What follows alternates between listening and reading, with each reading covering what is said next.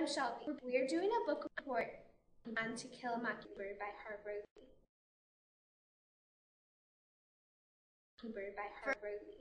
First, let's talk about the main characters. The three main characters are Scout, Jem, and Dill. Scout and Jem Finch are brother and sister. Their father's Atticus Finch. Dill is their neighbor, Miss Rachel's nephew, that is going to be visiting every summer. He is 7.5. Their father is a lawyer. They have a black cook named Miss Calpurnia. Miss Maudie Addison is the neighbor and an old friend of the Finches. Mr. Avery is another neighbor, and so is Mrs. Stephanie Crawford. But Mrs. Stephanie is very nosy. Miss Henry Lafayette DeBose is a grumpy old lady that is addicted to morphine. The Ralleys are very suspicious neighbors. Nathan Raleigh never talks, and Boo Raleigh, whose name is actually Arthur, never comes out of his house. There are many legends about him. The Cunninghams are very poor but never take anything they can't pay back. Bob E. Bell is the drunken father. Mayella, the Liz the dump, and Mayella are very poor. Mayella is Bob E. Bell's abused. Anne Alexandra is Atticus' sister, and the perfect Southern lady that's devoted to the family, which often leads her to clash with Scout. Tom Robinson is the black man accused of raping Mayella Ewell. Mr. Lakees is Tom Robinson's employer. Huck Tate is the sheriff of Macomb and a major witness at Tom Robinson's trial. Mr. Dawfu Raymond is the white man who pretends to be drunk and so he can't live among the blacks. Mr. Underwood is the newspaper publisher for Macomb. Judge Taylor is judge for Tom Robinson's trial. There was a lot of characters. Let's take a look at what the setting was like. This book takes place in the 1930s in a small city called Macomb in Alabama. It is during the Great Depression. The Finches are a little better off than most because their father is a lawyer. They live on a little street where everyone knows everyone by their school. Now comes the plot. Atticus is the widow and father of Jem and Scout. They are going through hard economic times, but since their father is a lawyer, they are doing better than most of society. Over the summer, before Scout starts school, they meet a 7-year-old boy named Dill. They play every day, and Scout and him have a crush on each other.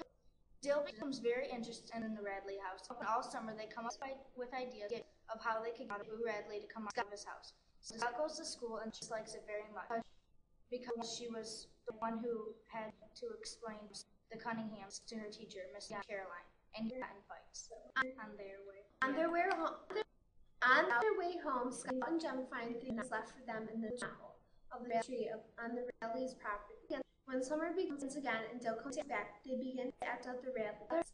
Their father eventually realizes what they're doing and tells them to stop and respect them. On the last day that Dill is going to be in Macomb, they sneak into the Radley's yard and look through their shutters. They see a shadow coming and they run, but Jem's parents get caught on the fence. He slips out of them just before Nathan shoots his gun at them. The next day, Jem goes back for his pants to find them sewed up and hanging over the fence. When winter comes again, there are more presents in the knot hole. Nathan Raleigh cements the hole and they presume the gifts were from Boo. Mr. Avery's house catches on fire, and Jem and Scout are watching off at the side by the Radley place when someone comes up and places a blanket on Scout. They think it was Boo, so Jem goes and tells Atticus about the gifts and the parents. Atticus defends a black man, Tom Robinson, who was accused of rape by the Ewells. Jem and Scout get picked on for their father defending a black man. Even at their Christmas family gathering, Calpurnia takes Jem and Scout to the black church and everyone welcomes them except Cal's friend Luba. The next summer comes and Dill isn't going to be able to come to Macomb because he has to spend time with his new father. But he runs away and comes to Macomb. Anne Alexandra comes to live with them to teach them manners while the trial is going on, but they tells them it's because they need a female influence. The Tom Robinson trial begins and the kids sneak away to the courthouse. They sit in the car section but have to leave because Dill is choking. They go outside to find Mr. Dawfu's agreement and he asks Dill if he wants a drink. They're not sure what to say, yes or no, because they think it's alcohol and that he's a disgrace to white society. But Dill really needs it, so He says yes. Realizes it's Coca-Cola and they question him about his living style. They go back into the courthouse to find their father explaining his theory that Bob did this to Marilla. California walks into the courthouse and says the kids have been missing for a long time and they see them in the colored box. Atticus tells them to go home. The white jury convicts Tom and goes to jail. Later that day, he tried to escape but gets shot 17 times and dies. Bob Ebro still feels like the bad guy and tells them he will get his revenge. He then tries to amend Tom Robinson's widow, Helen, tries to break into Judge Taylor's house, and finally attacks Jem and Scout as they walk home from a Halloween party. Booth saves Jem and Scout from Bob by stabbing him with a knife and carrying Jem wounded to Atticus. Heck takes sons Boo and says that Bob tripped and fell on his own knife. Then he disappears, but Scout thinks of Boo as another personality. Let's talk about the author a little bit. Nell Harper Lee. She was born on April 28, 1926.